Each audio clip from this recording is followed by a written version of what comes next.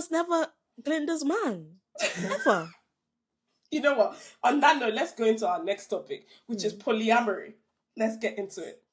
To me, this film is dancing around the fact that Glinda is in love with Elphaba.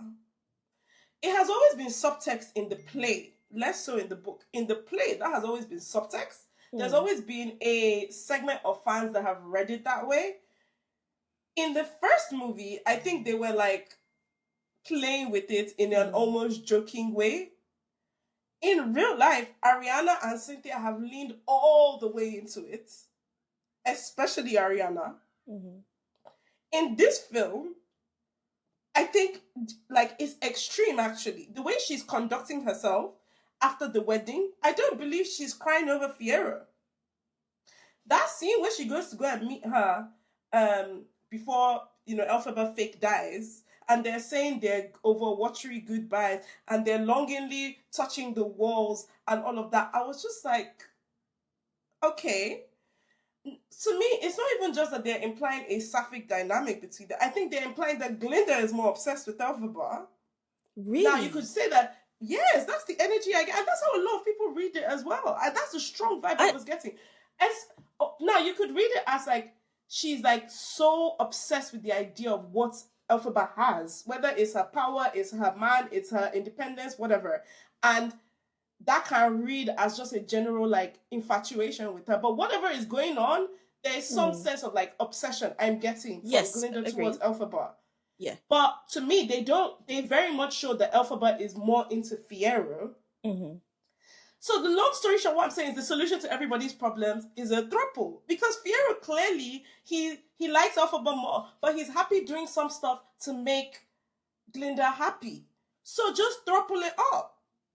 It's a kid's movie. Problem solved. It's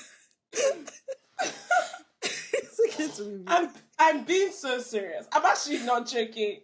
It's just like the challenges thing. I'm starting to really struggle with these like films and TV shows where everybody's tearing their hair out saying, oh, how could we ever solve this situation where three of us are into each other? I'm like, just date each other and keep it pushy. Well, I don't see that Elphaba's into Glinda at all. But one of my big problems with this film is that a lot of people are reading this as Glinda is her true friend and that there's a real relationship there. I don't think that Glinda is her friend. I don't think Glinda is Elphaba's friend at all. So the idea that she actually even loves her is wild to me because I'm like, she hates her. She clearly hates her. Clearly. There's lots of people that hate people that still want to hook up with them, though. Yeah, that's true. I do think after another. I do think that if anything, the obsession pathway makes a lot more sense to me because with those people who are obsessed, if you do something they don't like, it very, very quickly turns into very severe hatred. So I do believe that for Glinda.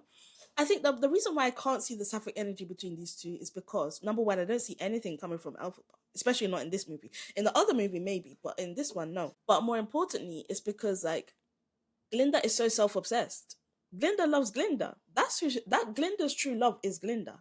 Yeah? But that's because of when she was 7 years old and she was supposed to get a birthday gift and her mommy told her that she could and then she told her friends.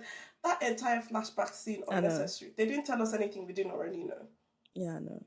Exactly. The flashback in the first film where Elphaba sees baby Elphaba when she's falling down is so much more powerful. Yeah, in general, I think Glinda's kind of backstory stuff doesn't work for me at all, ever. But yeah, she's obsessed with herself. So, do you know who it reminds me of? Julia Roberts' character in After the Hunt. Remember that the argument for that character was, oh, you're so obsessed with like people giving you attention. Glinda just wants attention. That's what it comes down to. And then she's jealous of Elphaba because she has the powers which she wants. I don't even think she likes Fiyero. I do think there's like a what's the word? Is it homoerotic? Like, I know she only wants Fiyero. She only wants Fiyero to piss off Elphaba. That's what it's really about. Yes, it's like a homosocial thing. It's like that thing that happens with men where they use the women that they're supposedly acquiring to really prove themselves to other men.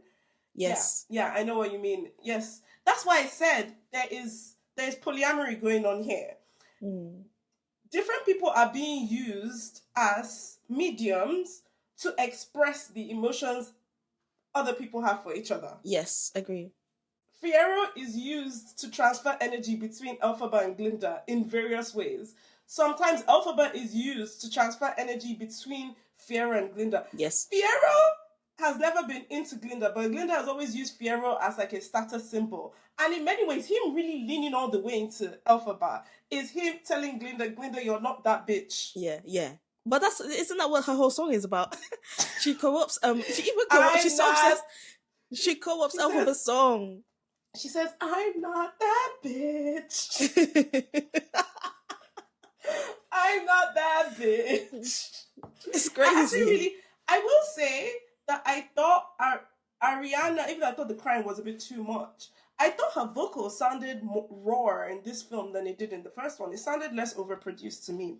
I felt the same for both Ariana and Cynthia Erivo, actually. So one of my big critiques of the previous film is that I felt like I didn't even hear Cynthia's voice like that. It just felt, like you say, overproduced, like doled down.